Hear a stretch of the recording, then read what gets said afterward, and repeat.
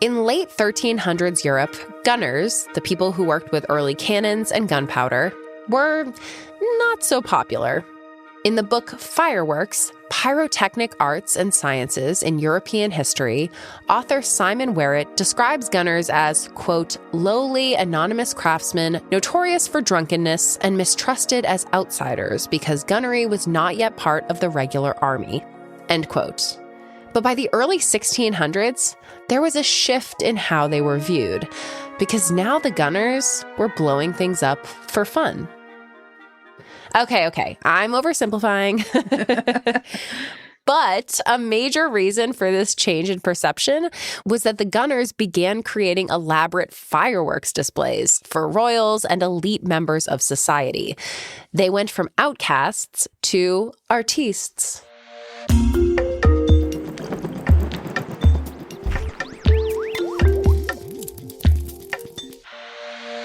Welcome to Tiny Matters, a show about the small science of big things.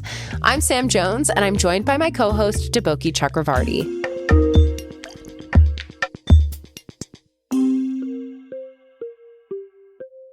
Deboki, we're just a few days past July 4th, so I'd bet a lot of listeners just experienced a fireworks show. Oh, for sure. And not to mention, this year is the 250th anniversary of the United States independence, meaning lots of fireworks. Oh, yeah. The global fireworks market raked in over $3 billion in 2025, and it's projected to reach nearly $4.8 billion by 2031. That is a lot of money. It really is. And celebrating independence with fireworks seems to be a long-held tradition. As we had drilled into our brains in school, on July 4th, 1776, 56 delegates to the Second Continental Congress signed the Declaration of Independence. But what I recently learned was that there are accounts of, 1 year later, the former colonists launching fireworks in celebration. That's really cool. And I actually had no idea. Yeah, I like to imagine them pulling up their lawn chairs and, firing up a grill. Yeah, fire up that grill of 1777. But fireworks go back before U.S. independence, before the European gunners. Before do-it-yourself children's fireworks kits. Yes, even before those, I have to take this moment to tell you all some Deboki dad lore, which is... Oh, please do. When my dad was a kid, he got in trouble because he was launching fireworks from the roof of his house, and he thought his dad wouldn't figure this out. My dad is a chemist now, so he knows where he went wrong. Basically, there are compounds in the fireworks that are heavier than air, and they sink, and they leave behind a sulfury smell. So he left behind a trail without realizing that's what he was doing, yeah. And he got in trouble. That's fair. Setting fireworks off your roof. I could see a parent getting a little annoyed with that. Yeah. Okay, so Deboki, in that vein, I'm going to share an image with you of a children's chemistry kit from 1917. So this is thanks to the Science History Institute in Philadelphia, where right now they have a big fireworks exhibit going on. And it includes a lot of stuff from across the centuries, really. It's very cool. So for listeners, Deboki, tell us what you're seeing. Like, what does this kit look like? And then maybe read a little bit of text on the kit. Okay. So I am looking at a chemistry set called ChemCraft Chemical Outfit #1. And this was apparently marketed as an educational toy for young boys. So it's like a little square cardboard-ish box, or just like a small box. And in it, there are it looks like some containers, like a little spoon, maybe to some little vials, assorted vials. For sure. Yeah. It really kind of does look like a little educational chemistry kit you'd buy at a store, but just old-timey. It's got old-timey illustration and fonts on the box. But yeah, it really does look like a toy. And then on it, it says, quote, perfectly safe, contains no poisonous or otherwise harmful substances.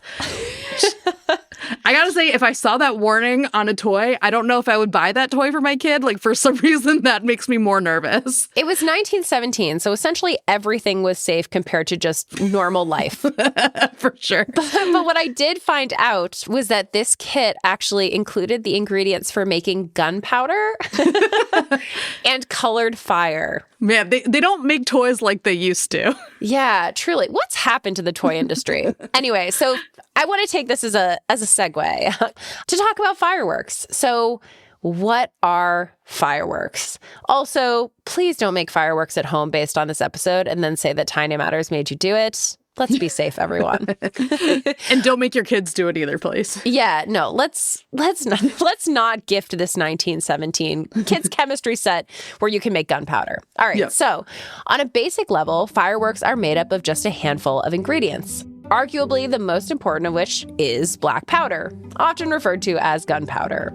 Black powder is thought to have originated in China over 1,000 years ago, where it was used in fireworks by around the 10th century. It's a mix of charcoal, potassium nitrate, and sulfur. Charcoal acts as the fuel, and potassium nitrate acts as the oxidizer, supplying the oxygen needed for the firework to burn, building heat and gas until it explodes. The sulfur has a lower ignition temperature than the charcoal, so by catching fire first, it drives the reaction forward more quickly. So you have something that can explode, which is great. But of course, with a fireworks display, you want to see something cool. When the fireworks were set off to celebrate the first anniversary of United States independence in 1777, they were likely just orange. Less of a show and more a set of explosions to cheer about. These days, we're usually going to a fireworks display to see them shimmer or strobe or give off a vibrant green or red or all of the above. But before we get to the pretty colorful stuff, let's talk a little bit more about black powder. From a science standpoint, it's kind of incredible, and because of that, has stood the test of time. I mean, they dialed it in just right. That's Chris Mosella, a chemist and the co-author of the book, The Chemistry of Pyrotechnics, with John Conkling. The original scientists or people just playing around with this, these artisans really found out, well, if I blend it up in a particular way, if I make it really fine, then it goes poof and I can move stuff around. But if I make little granules with it, it's not as fast. Or I can lift things into the air and then I can make something explode. Over the centuries, black powder has been used to make early landmines, flamethrowers, and to set off cannonballs and muskets. It's been used as a blasting agent for mining, in ceremonial events, and of course, in fireworks. And it's still used for many of these things today. You can use it as a propellant, which we still do now. You can use it as an explosive, which I guess we still do now. If you confine it together, you can create that pressure burst.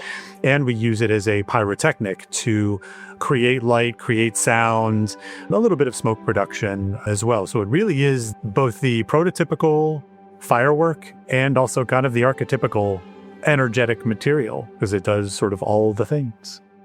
Although black powder is still frequently used in fireworks and other explosive materials, it has its drawbacks, mainly the soot it leaves behind. Soot, made up of microscopic carbon particles, can enter your lungs, causing irritation and worsening asthma, bronchitis, and other conditions.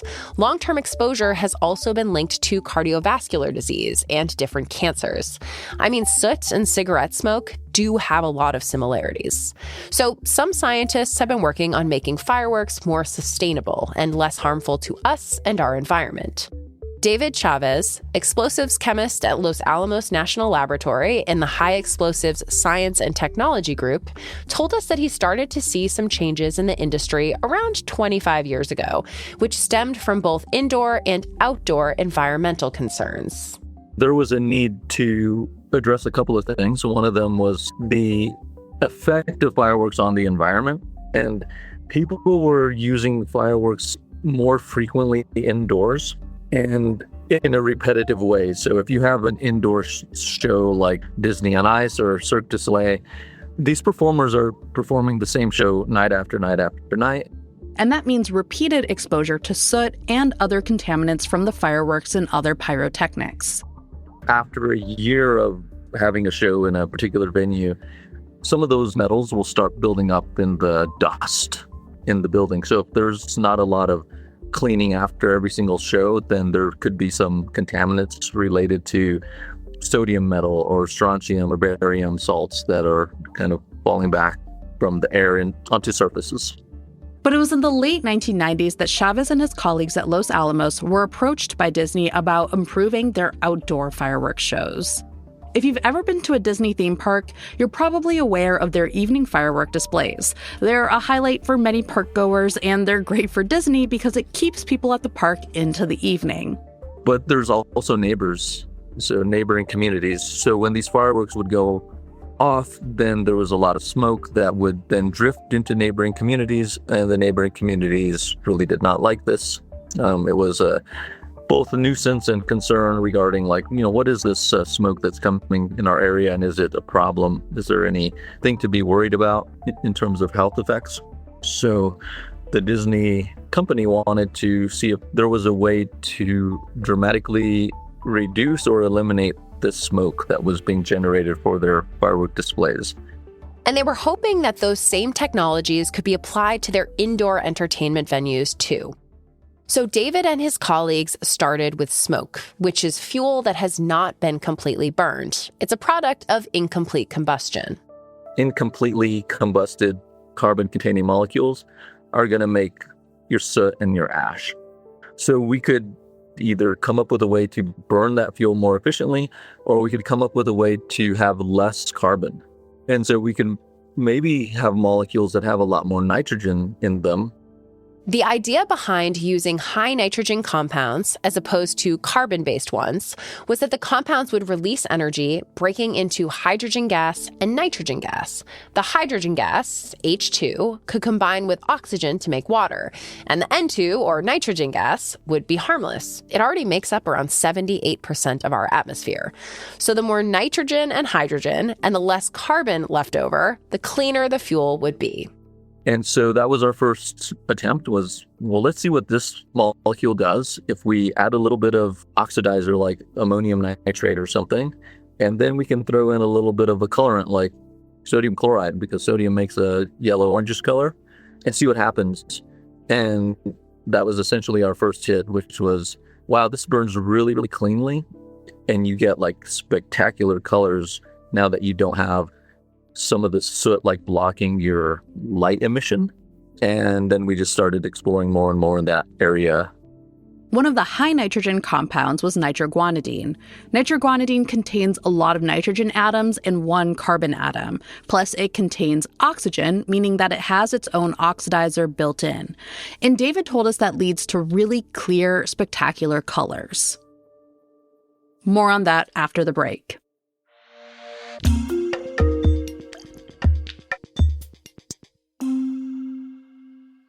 Have you ever heard of Kingdom Hearts? It's a video game. It follows the story of a lost boy trying desperately to find his two best friends with the help of Disney's Donald Duck and Goofy, while defeating strange little monster guys called the Heartless across a series of Disney movies. Does this sound cool to you? Or absolutely wild? Either way, you should check out Simple and Clean, a show all about video games, Disney films, and the weird place that fandom occupies in between. Follow hosts Mayana and Misha as they navigate a game series many people love, and even more people couldn't even begin to understand why it's like that. And if you've never heard of Kingdom Hearts, that's okay. They're here to break it down for you, explain why they love it, and hopefully to convince you that this weird little story deserves a place in your heart. New episodes every Sunday, so subscribe to Simple and Clean wherever you listen to podcasts. That's Simple and Clean from the Multitude Podcast Collective. Now, back to the episode.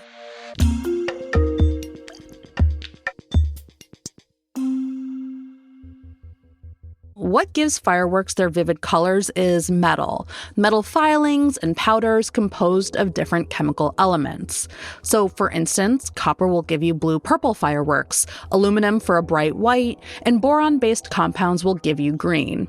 And what's happening when you see a color is that the electrons in the metal, having been exposed to such extreme heat, will jump to a higher orbital shell. Shout out Chemistry 101. But an electron won't stay in that higher energy state for very long. And when it returns to its original shell, it releases energy in the form of a photon, which we see as light. And the corresponding wavelength dictates what color our eyes detect. And you know how David said that nitroguanidine allows for really clear colors?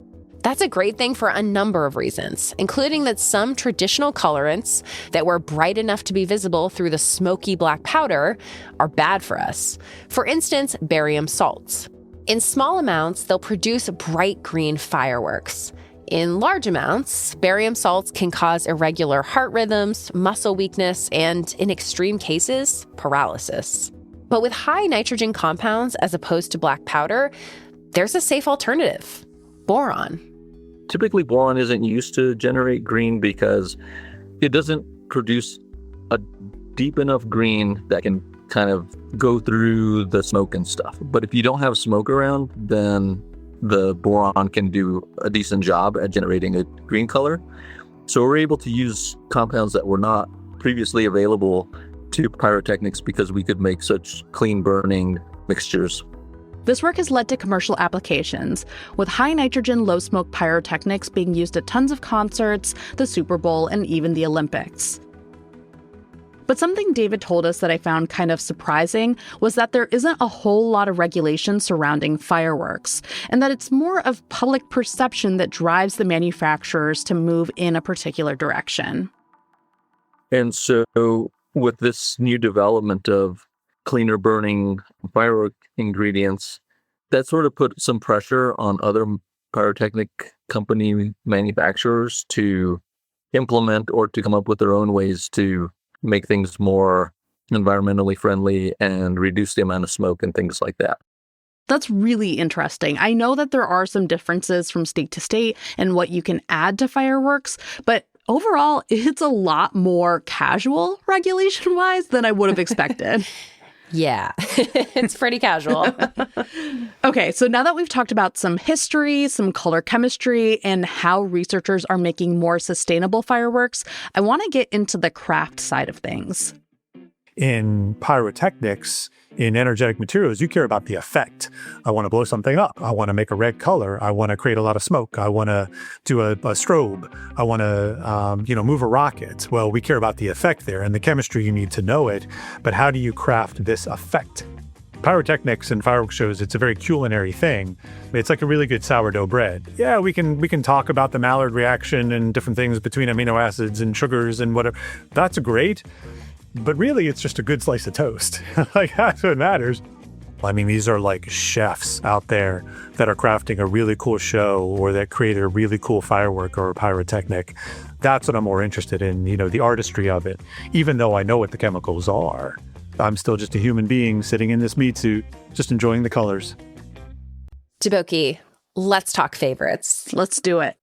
Some of my favorites are willows. Those are the ones that burst out and you can see the flash, but then trickle down for a long way.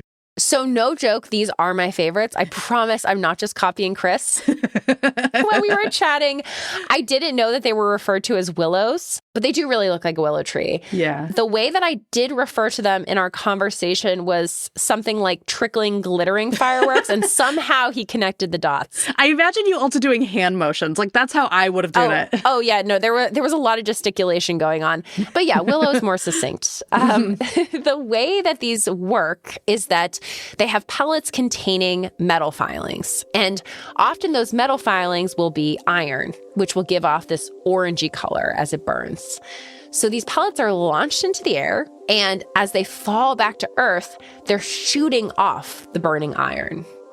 It's almost like shooting off a sparkler. You know how those kind of burn down and shoot off little sparks and things like that, and they burn in the air a little bit. And that's what it's doing. I just think they look cool because you're watching them create and fade away at the same time. It's a little bit like a white chocolate macadamia nut cookie because you have the basic dough in there, but then you have these chunks of chocolate and macadamia nuts, which kind of gives you that really cool sensory effect because you get to bite into them and get the other flavors. Love a willow firework. Also, love a white chocolate macadamia nut cookie. Better yet, a dark chocolate macadamia nut cookie. But I digress. I don't think I've had a dark chocolate macadamia They're so nut. good. I'm sorry. They're better. White chocolate people come after me. I don't care. I am a white chocolate person. I also like dark. Whatever. Anyways, we digress. We're just chocolate people, okay? Yeah. Well, cookies, fireworks, as you can see, these are both subjective. They are both highly contested subjects. Yeah. But what we've learned from both Chris and David is beyond, that science, fireworks are cool. And there's a lot of artistry involved in getting not just the color and the structure, but also the sequence of the fireworks right. Yeah. So Chris said that he hasn't designed fireworks, but he has been involved in designing a very specific pyrotechnic: road flares. He told us that it's actually pretty easy to get something to quickly explode or burn really bright. However, to get something to burn slow and at a particular color and at a particular temperature, that's much more difficult. With a road flare, you want it to be bright because you want people to see it. You want it to be red so it's very clear, but you want it to burn slowly so it sticks around for a long time. And that's hard. So a lot of these companies that make those road flares, they're very secretive about their formulations. I would not have guessed that the road flare industry is so competitive and secretive. Yeah, I mean, truly, so much of this episode was mind-boggling to me. The lack of regulations, the secrecy related to road flares. There's just so much. For all of those reasons and more, Deboki, I don't think I'm ever going to look at a fireworks display the same way again. Yeah, same. How naive I was 4 days ago on July 4th, 2026. But because we did talk to Chris just before then, I did do at least one thing right. I didn't document it. I just enjoyed it. If there's one thing people can take away from me, and this is like, put your camera down, like just enjoy the show, because we are sensing it with these finely crafted senses, these receptors on our human body, like no camera can capture that. Nobody's ever going to look at those pictures. Nobody's going to look at the video. Take one picture with your friends, like a bunch of people eating a hot dog or, hanging around, but then just enjoy the show.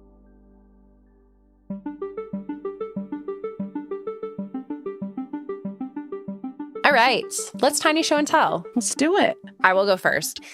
So mine has nothing to do with fireworks. We love it when we're relevant. We love it when we're not. Yeah, we just love science, period.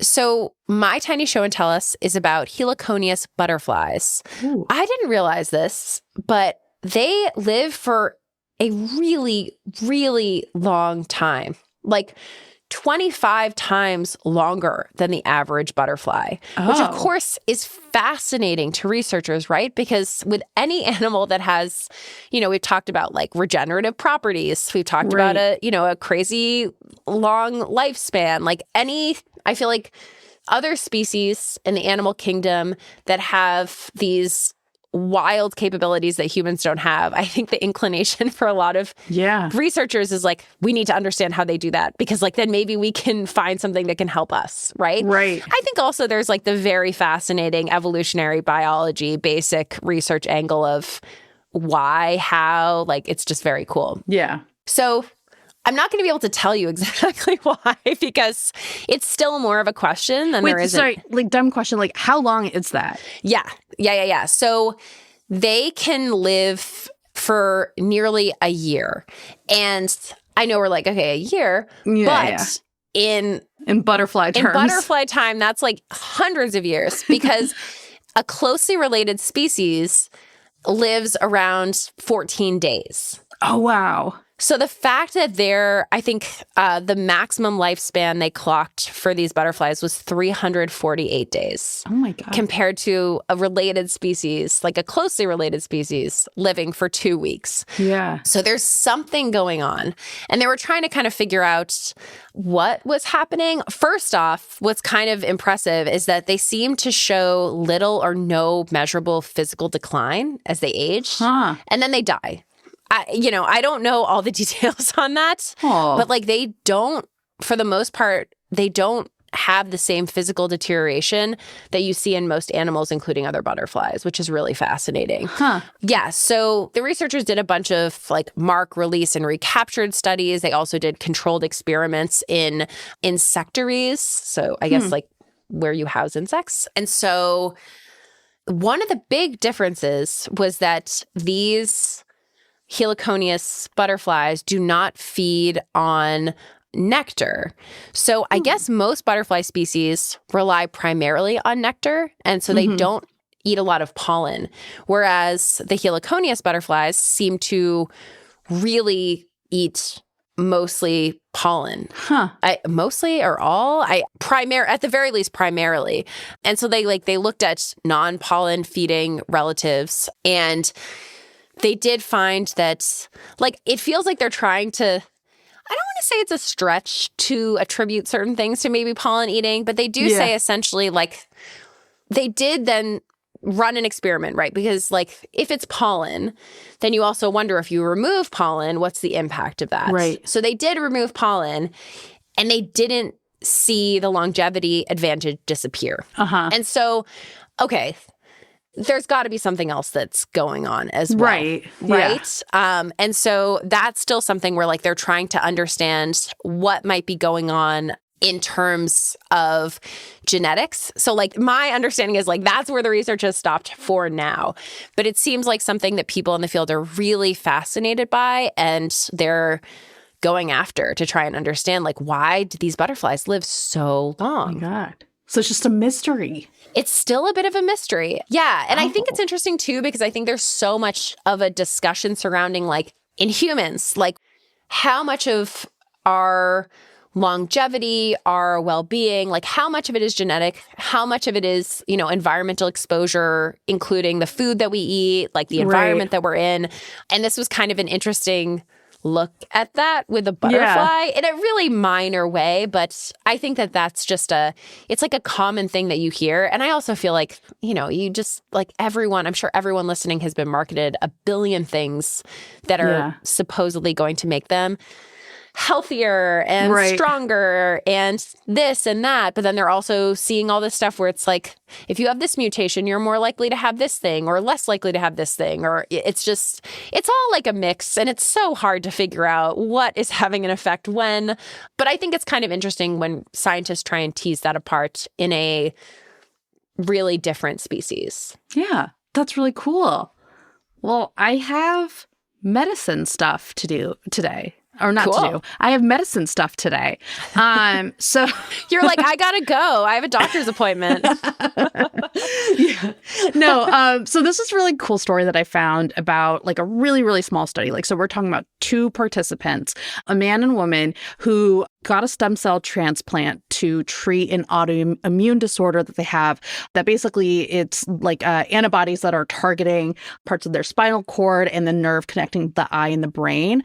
So this leads to a condition called neuromyelitis optica spectrum disorder, or NMOSD. And this is incredibly rare. Oh, yeah, it is rare. I don't know how rare, but it's a rare disorder. As you can imagine, if you're having an autoimmune disorder that's targeting your spinal cord and your optic nerve, like there are some pretty gnarly symptoms. They can last for days or for months. These are things like eye pain, vision loss, vomiting, paralysis. And there are treatments with like ongoing medication. But for these 2 people, these medications weren't working. And so what's really cool about this work is that this is actually looking at the participants 15 years after their stem cell transplant, and they are still in remission. Wow. I feel like that is hard to find, right? Yeah. That not the like them being in remission necessarily, but like I just feel like stem cell transplants 15 years ago were so rare. Right. At least my understanding. Yeah. And so like, oh my gosh, that's amazing. Yeah. And so I imagine that the technology has also come a long way since then. So basically in 2009, the man received stem cells from his sister, and the woman received stem cells from an unrelated donor in 2010. And they both just needed 1 infusion of the donor stem cells. Whoa. Which is great. I will say that this therapy was still like incredibly onerous on their bodies, because one of the goals is basically that you're trying to like replace your immune system. And so one of the things that you need to do is to get chemotherapy drugs to basically like get rid of the immune cells that are producing these antibodies that are attacking your body. That is so intense. Yeah. And then because they're having this transplant, they're also having to take immunosuppressive drugs to prevent graft versus host disease. So it is still like an incredibly like taxing procedure. And there also are other risks associated. So apparently both participants experienced swollen lymph nodes, antibody deficiency, and bladder cancer. I didn't know this, but secondary cancers is one of the known risks of stem cell transplant. And since stem cell transplants also have a risk of fatal infections, so there are like huge amounts of risks. And so this was a case where like, you know, other medications weren't working for them, and it made sense for them to go through this treatment. But the results are still exciting because they suggest that a clinical trial could be a good thing to pursue for this treatment and for this condition. Yeah. So like in the article, there was like a lot of like caution being advised around like not getting too like excited about the results. But I do think it's still like really exciting that like this made such a difference for these participants in their lives. Yeah. Even if it's like a cautious optimism, I think it's worth celebrating. For sure. Yeah. It's so cool. Yep. Well, thanks for tuning into this week's episode of Tiny Matters, a podcast brought to you by the American Chemical Society and produced by Multitude. This week's script was written by Sam, who's also our exec producer, and edited by Michael David and by me, Deboki Chakravarti. It was fact-checked by Michelle Boucher. Our audio engineer is Misha Stanton. The Tiny Matters theme is by Michael Simonelli and the Charts and Leisure team. Thanks so much to David Chavez and Chris Mosella for joining us. Go rate and review us wherever you listen. You can always email us at tinymatters@acs.org, and we'll see you next time.